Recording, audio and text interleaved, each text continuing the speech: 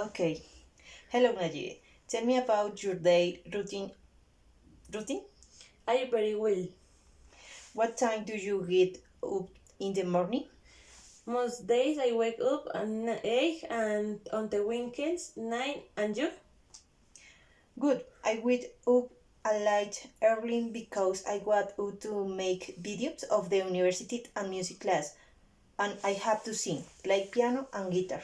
Wow, and great. And what do you like to do during the day? I wake up and I go to breakfast, then I play video games on my cell phone or computer. I study first and they play video games like Yu-Gi-Oh! Or Pokemon Go. And what else do you do during the day? Okay, I then make lunch at 9 p.m. and then I give to my dad and my mom. Then I start studying and do college work during the week. What about the weekends? In those days, I work in a bar called Teron Rock with you.